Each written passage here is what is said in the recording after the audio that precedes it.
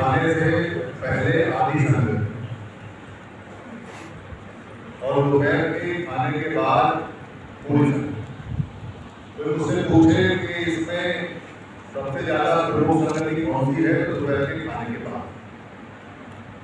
क्योंकि हमारी आदत ऐसी डाली गई है कि माइक जिसने पकड़ा, जो मंच पर बैठा, वो एक तरफा संवाद करना बोलता है। अलग अलग तरीके हैं बोलने के, आपने दो देखे हैं, बोल के चला जाता है। पर जिनको बोल रहा है और जो सुन रहे हैं, उनके कोई मन की बात नहीं, उनके कोई प्रश्न नहीं, उनकी कोई जिज्ञासा नहीं। उनको सिर्फ इस्तेमाल किया जाता है कि हमने कहा, आपने सुना, हमने आदेश दिया, आप मानो, बात खत्म हो गई। ये गुलामी है। पर ये मानसिक गुलामी संघ में, पुराने संघ में नहीं। अगर आप पुरानी कहानियों में जाओगे तो वहां आपने किसियों के, जानकारों के वाद विवाद सुने होंगे, और वाद विवाद के युद्ध हुआ करते थे, वार्तालाप के, चर्चाओं के युद्ध होते थे। सामने संघ बैठा करते थे, एक पक्ष इधर बैठता था, एक पक्ष इधर, एक प्रश्न करता था, दूसरा जवाब देता था, एक प्रश्न करता था, दूसरा जवाब देता था। लोग फैसला करते थे, संघ फैसला करता था। वही परंपरा संघ में आ चुकी है। 2.5 साल से लगातार रात को 3 घंटे 4 घंटे, और तो संडे में भी और दिनों में और दिन के अंदर भी आप कभी भी कोई सा भी प्रश्न कभी भी किसी से भी पूछ सकते हैं।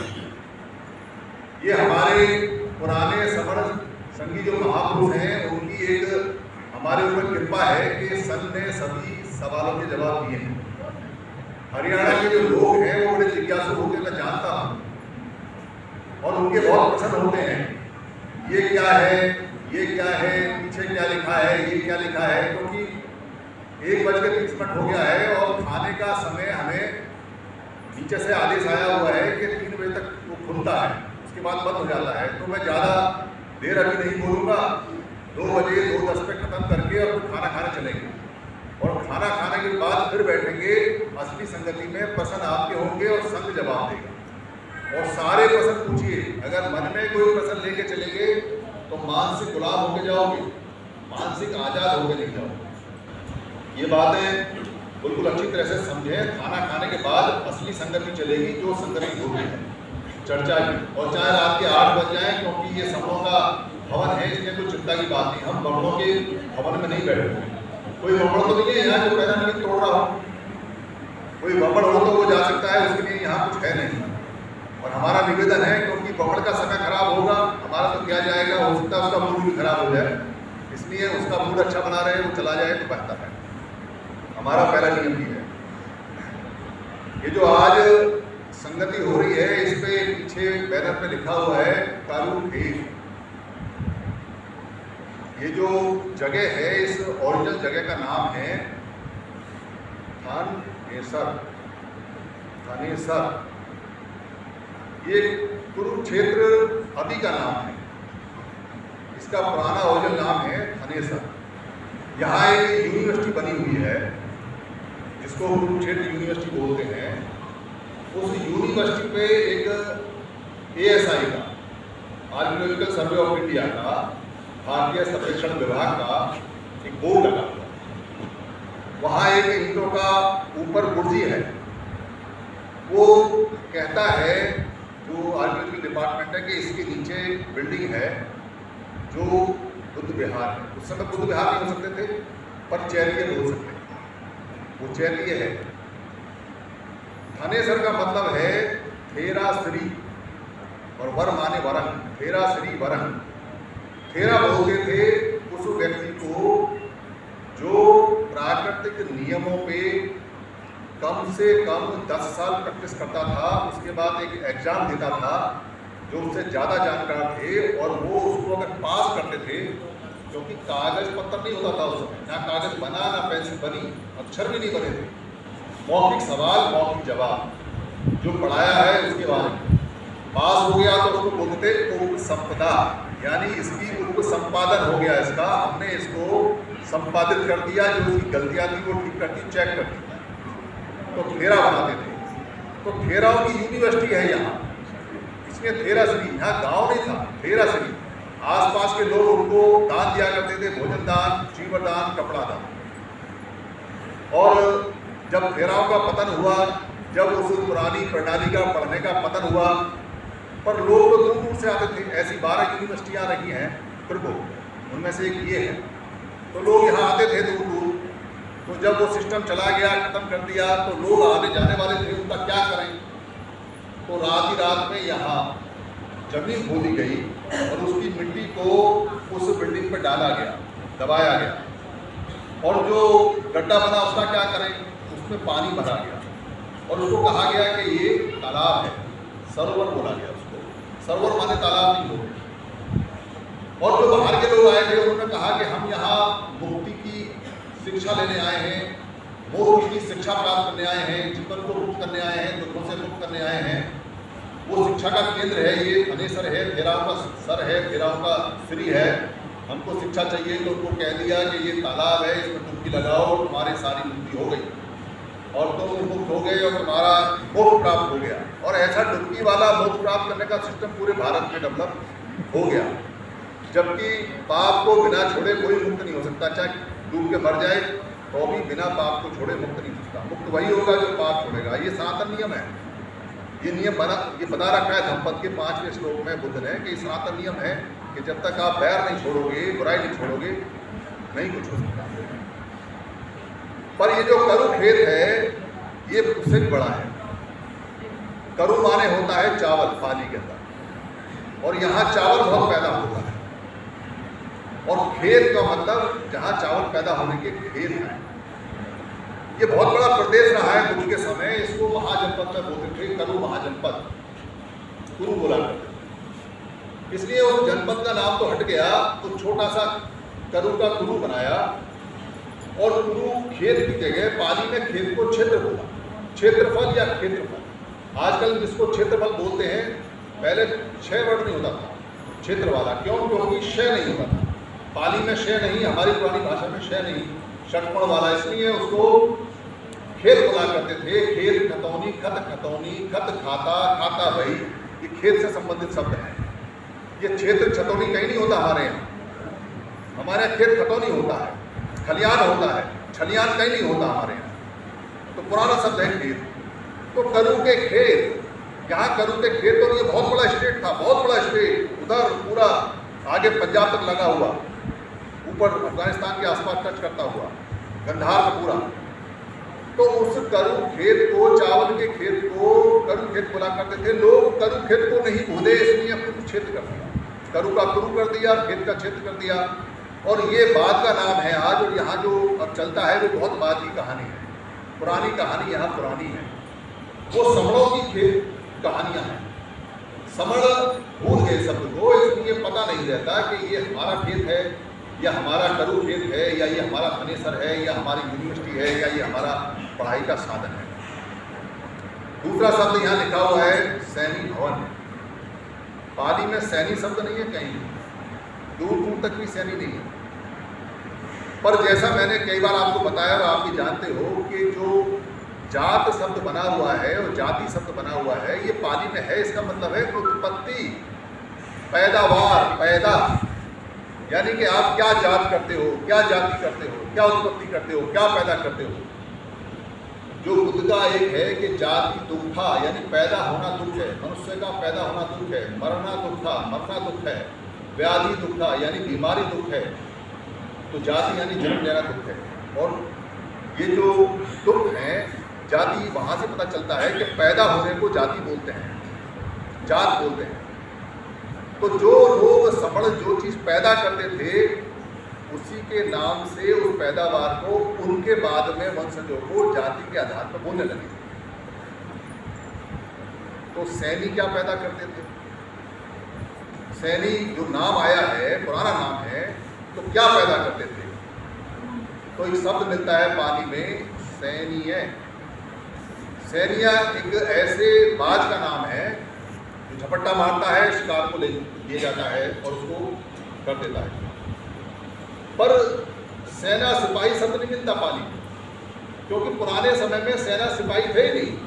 चंद्रगुप्त मौर्य के बाद में सेनाएं बनी हैं। पेड सेनाएं थी चंद्रगुप्त मौर्य के बाद। ये जो सेनाएं थी ये क्या करती थी कि झपट्टा मारती थी गोरली की तरह और आदमी को दबोचती थी और काट देती थी, मार देती थी। उस बाज के नाम से इनका नाम सैनिक पड़ा। और जो सेना में काम करते थे उनको सैनिक कहा गया।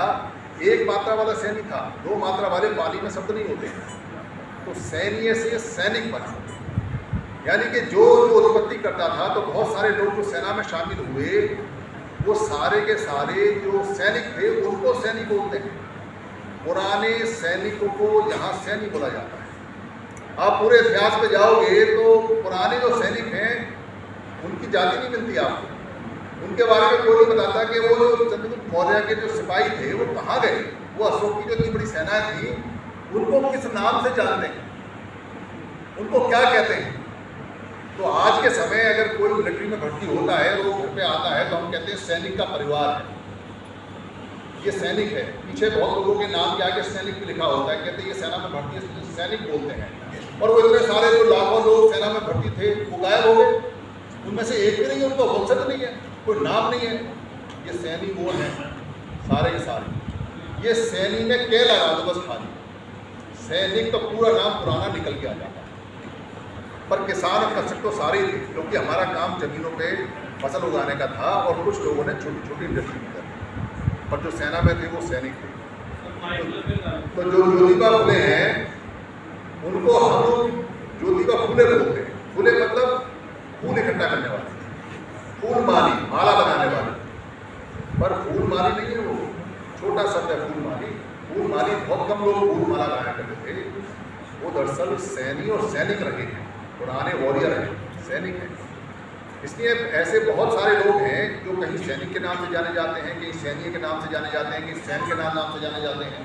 पुराने सेनानी रहे हैं जिन्होंने ये सारे काम किए, पर हैं वो सारे के सारे समान, उनमें एक भी गड़बड़ नहीं। इसलिए हम जो यहाँ आज बैठे हैं वो अपने समण सैनिकों के बनाए हुए भवन में बैठे हैं।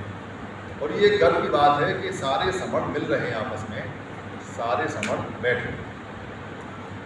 पर सेनाएं जब हारती हैं तो बड़ी क़यामत होती है। जब सेनाएं हारती हैं तो उनको बड़े बड़े दंड दिए जाते हैं।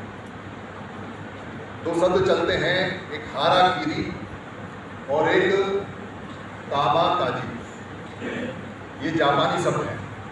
हाराकीरी का मतलब है कि कोई व्यक्ति अगर युद्ध क्षेत्र में हो और उसको दुश्मन पकड़ने वाला हो तो उनको सिखाया जाता है कि दुश्मन के हाथ नहीं लगना है, वो आपसे पूरी जानकारी ले लेगा, मारेगा, तड़पाएगा, इसलिए अपने आप को खत्म कर दो। तो वो अपनी तलवार से अपना पेट छीन देते थे, उसको बोलते हैं हाराकीरी। और दूसरा शब्द है कामाकीजी। कामाकीजी का मतलब है जो व्यक्ति अपनी इच्छा से मरने के लिए युद्ध लड़े और तैयार हो जाए कि मैं अगर मर भी जाऊं अपने लोगों के लिए तो भी मुझे युद्ध लड़ना है और दुश्मन को मारना है, उसको कामाकीजी बोलते हैं। हाराकीरी अलग है, कामाकीजी अलग शब्द अलग है।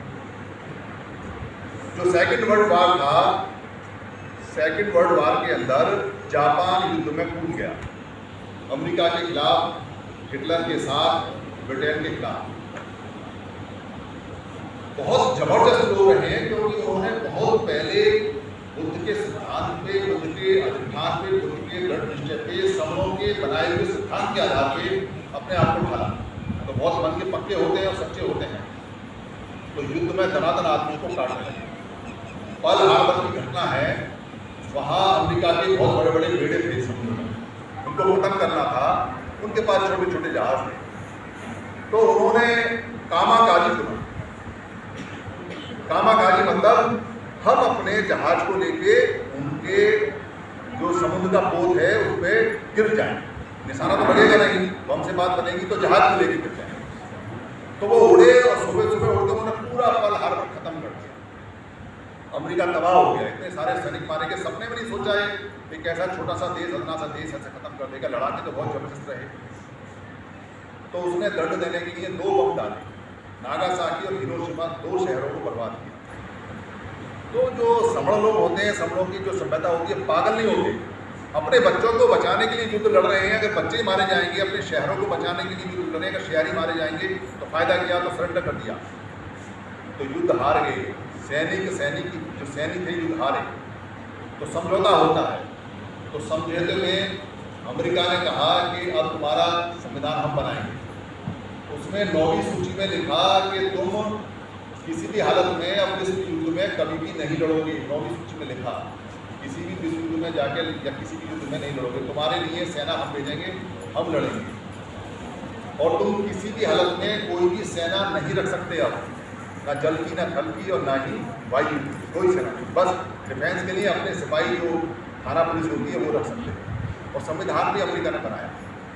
क्यों? क्योंकि हारे हुए लोग अगर साथ रहते हैं तो उनका मनोबल गिराने के लिए उनको छोटे काम दिए जाते हैं। राजाओं को कहा जाता है टट्टी उठाओ, राजाओं को कहा जाता है जानवर की खाल निकालो, राजाओं को कहा जाता है झाड़ू लगाओ, रानियों को कहा जा सकता है कि बच्चों की टट्टियाँ उठाओ। उनके मनोबल को गिराने के लिए, क्योंकि दोबारा युद्ध ना करते हैं, उनके अंदर एक आग होती है, वो बहुत ज़बरदस्त लोग होते हैं, इसलिए मन को गिराने के लिए उनको, अगर उनके साथ रहना हो तो उनको मनोबल तोड़ने के लिए गंदे गंदे काम दिए जाते हैं युद्ध में हारने के बाद। और अगर देश दूर हो तो उनको संधि के रूप में गुलाम बनाया जाता है, क्योंकि जापान दूर था। पर जापानी हारे नहीं, उन्होंने कहा सेना नहीं है, कोई बात, हम आर्थिक युद्ध लड़ेंगे। और उन्होंने छोटी छोटी इलेक्ट्रॉनिक चीज़ें बनानी शुरू करी और पूरी दुनिया में छा गई। क्या सोनी का टीवी, क्या पानासोनिक का टोनी, क्या उनका जो बड़े बड़े उनके ब्रांड थे, क्या उनकी टोयोटा कार, क्या उनकी यामा कार, सब लोग पूरी दुनिया इस्तेमाल करती है। अथा पैसा आ गया उनके पास और उन्होंने यूएनओ के अंदर वीटो पावर हासिल की। इतने बड़े भारत के पास वीटो पावर नहीं है, पर अदन्य सा जापान के पास वीटो पावर है, जिसकी प्रस्ताव को चाहे अकेला रोक सकता है। क्यों? क्योंकि उनके लोग संग में हैं, उनके लोग एक साथ हैं, उनके लोग सब लोग के सिद्धांत पर चलते हैं। वो सिद्धांत जो भारत से गए, जो भारत से उन्हें निपटते उन्होंने माने, वो मानते हैं सारे सिद्धांतों को, उनके यहाँ वो सिद्धांत चलते हैं। 100 से ज़्यादा तो उनकी परंपरा है जो वो संघ नमामि करते हैं, 100 से ज़्यादा। और अपने बच्चों का, अपने बुजुर्गों का कितना सम्मान करते हैं कि कैसा बुजुर्ग हो। मतलब यहाँ ऐसा नहीं देखा जाता अरे ये फलाने वर्ग का है, फलानी जाति का बोले तो वो जानने का काम है ना, हमारा बुजुर्ग है। कहीं बच्चा अकेला है तो सारे जापानी आके इकट्ठे हो जाते हैं कि बच्चा तो देश का है, बच्चा तो हमारा है, बच्चा तो उनका जापान का है, पूरे इकट्ठे हो जाते हैं। संघ की भावना है, तो दुनिया में कोई ताकत उनको हरा नहीं पाई। वो युद्ध हार गए पर आर्थिक युद्ध में जीत गए, वो लड़ना बंद नहीं किए। पर भारत के अंदर हमारे जो लोग लड़े, उनको 5 बुरी आदतों में डाली गई, शराब की, व्यभिचार की, झूठ बोलने की, नशा पता करने की, उनको ये हत्या करने की, चोरी करने की, झूठ बोलने की, ये 5 आदतें उनको डाली गई। 5 आदतों से उनका मॉरल डाउन हो गया और वो शेर से चूहे हो गए, वो चूहों की तरह पीछे हट गए। उनकी मनोबल, उनका मन तोड़ दिया, उनकी शक्ति तोड़ दी, वो खड़े नहीं हो सकते ये काम किया। फिर उनको उनके काम के आधार पर छोटा बड़ा करके उनको बताने लगे, उनको मजबूर किया गया। और युद्ध में हारे लोगों को कहा कि तुम छोटे काम करोगे, गोबर उठाओ, टट्टियाँ उठाओ, मरे जानवर उठाओ, उनको काटो, सुअर बेचो, सफाइयाँ करो, ये करो, वो करो, दुनिया भर के काम। बुद्ध का एक नियम विनय पिटक में मिलता है कि बुद्ध और भिक्षु लोग पैखाना मतलब पका हुआ खाना, पेट में खाना जाता है, पेट में पकता है, उसके बाद निकलता है, उसको पखाना बोलते हैं। बुद्ध अपने पखाने को कैसे उसका अरेंजमेंट करते थे। जो भिक्षु लोग और वो टट्टियाँ करते थे, मनुष्य थे तो टट्टियाँ तो करेंगे ही, तो उसका कैसे उठावन होता था, उसका कैसे निस्तारण होता था, कैसे उसको ठिकाने लगाते थे। तो सिद्धांत दिया हुआ है वहाँ कि वो अपनी लैट्रिन खुद बनाते थे, अपनी लैट्रिनों को खुद साफ करते थे। पूरे साहित्य में कहीं कोई टट्टी उठाने वाला आदमी नहीं मिलता, कोई रोजगार नहीं मिलता, कोई व्यापार नहीं मिलता, कोई जानवर उठाने वाला, कोई जानवर को, मरे हुए जानवर को उठाने वाली कोई व्यापार नहीं मिलता। लोग अपने अपने जानवर खुद ठिकाने लगाया करते हैं। ये छोटे छोटे काम हमारे साहित्य में नहीं है, हमारे समरों में नहीं है, और भीख मांगने का काम तो है ही। हमने कभी भीख नहीं मांगी, पर वमनों के साहित्य में भरा पड़ा है। वमनों के साहित्य में है याचना करना, मांगना, भीख मांगना, भिक्षाम दे, एक गरीब याचक ब्राह्मण, एक वमन भीख मांगता है द्वार पे आके, समणों के आगे, पर समणों के इतिहास में नहीं मिलता। ये अभी की बात है जब हम युद्ध हारे हैं 400, 500, 600 साल पहले। हम युद्ध हारे हुए लोग हैं, इसलिए हमको ये काम दिए जाते हैं, ये काम हम लेते नहीं, हमसे करवाए जाते हैं, हमारी औलादों को करवाए जाते हैं, हमारी एजुकेशन को छीना जाता है, हमारे पैसे को छीना जाता है, हमारी इज्जत को छीना जाता है, हमारे मनोबल को तोड़ा जाता है, ताकि हम फिर दोबारा से खड़े ना हो जाएं। अगर खड़े हो गए तो राजा हैं हम, सम्राट अशोक के वंशज और संतान हैं हम, तो हम दोबारा राजा बन जाएंगे। हमारे खून में है राजगिरी, हम पुराने राजा बादशाह हैं, इसलिए हम झूठते नहीं, इसलिए हम टूटने को तैयार रहते हैं, पर हम अपना मनोबल नहीं गिराते, हम कहीं किसी के आगे दबते नहीं, झुकते नहीं। हमारी ये शान है कि हम मर भी जाते हैं तो भी अकड़ते हैं, क्योंकि हम पुराने शहनशाह, पुराने राजा रहे। पर वो बादशाहत आज के समय तब मिल सकती है जब आप अपने शहनशाह की बात मानो, और आपका शहनशाह आपका संविधान है। आपका शहनशाह कहता है कि इकट्ठे होकर मेरे पास आओ, आपका राजा कहता है कि आपको इकट्ठे होकर मेरे पास आना है, आपका संविधान कहता है कि क्या चाहिए बताओ मेरे आका बताओ, तो वो आपको आका क्यों बोलता है? क्योंकि आपने संविधान बनाया, अपने लिए बनाया, अपने आप बनाया, इसलिए वो आपको आका बोलता है। वी द पीपल, हम भारत के लोग, संविधान बनाने वाले उसके आका हैं संविधान के, और हम अपने आका की बात नहीं मानते, हम अपने संविधान की बात नहीं मानते, क्योंकि हमारी अकल खराब है, क्योंकि हमारी सोच बंद हो चुकी है, क्योंकि हम अपने माइंड को ओपन नहीं करते, क्योंकि हमारे जो 29 लाख संगठन हैं वो नेतागिरी को फंस गए, वो चंदा का धंधा करने लगे, उन्होंने हमें जातियों में बांट दिया, वो हमसे जातियों के संगठन बनवाते हैं, वो हमसे जाति भाषा के आधार पर संगठन बनवाते हैं। वो कभी नहीं बताते कि हम एक परिवार के लोग हैं, हम समण हैं। आज समण संघ ये खुल के चैलेंज करता है, सबको कहता है अरे 29 लाख संगठनों के लोगों तुम बताओ, जो तुमने ये पार्टियां बना रखी हजारों, ये तुमने संगठन बना रखे हैं, ये तुमने धर्म के अलग अलग और मतों के अलग अलग विभाजन कर रखे हैं, तुमने हमारे मत और धर्म के गुरुओं को और मतों के गुरुओं को, संतों को बांट रखा है, तुमने हमको हजारों रुपये में तोड़ रखा है, क्या तुम बमण हो?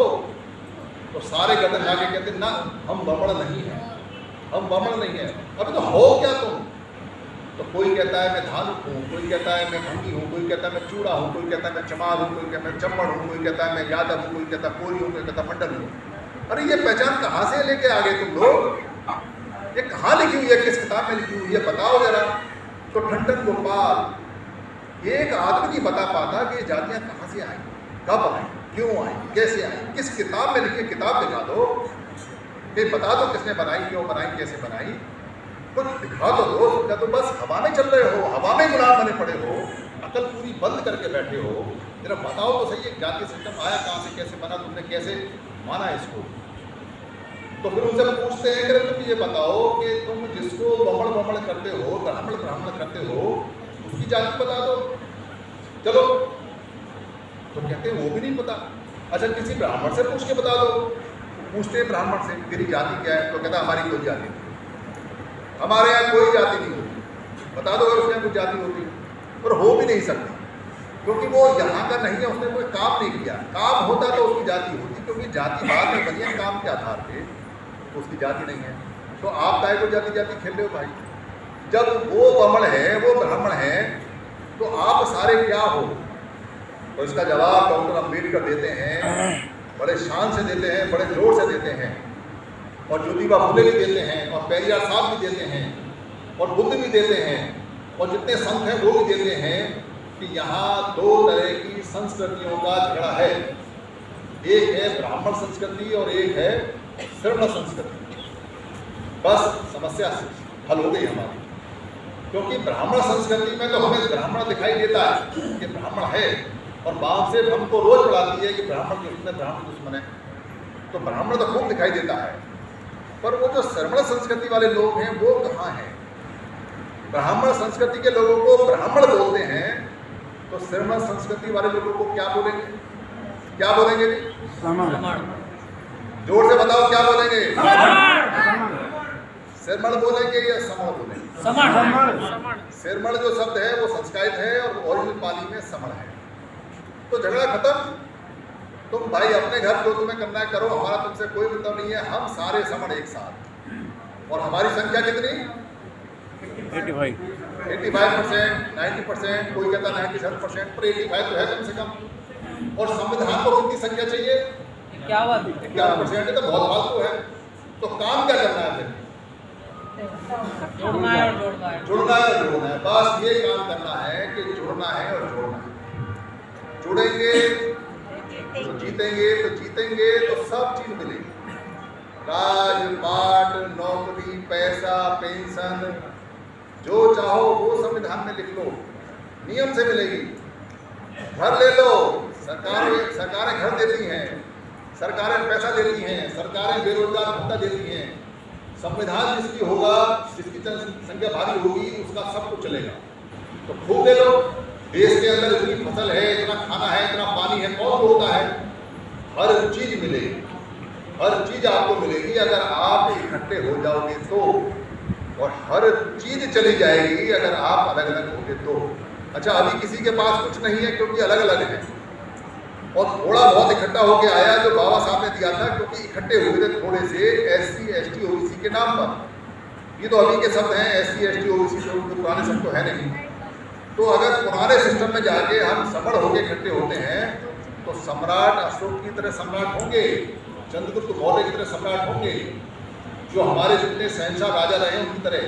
और पुराने समय में, सम्राट अशोक के समय में, हमारा एक भी बच्चा भूखा नहीं सोया, और हम पढ़ाने वाले और हम पढ़ैया, हम पढ़ने वाले भी पढ़ाने वाले भी, हम जीवक जैसे डॉक्टर भी, हम सुदत्त जैसे विदेशी व्यापारी भी, हम चंद्रगुप्त मौर्य जैसे राजा भी, और हम सब जो सेनापति थे वो भी, और हम सैनिक और सैनिक भी, और हम फैक्ट्री बनाने वाले सारे के सारे काम करने वाले भी हम, कृषक और किसान भी हम।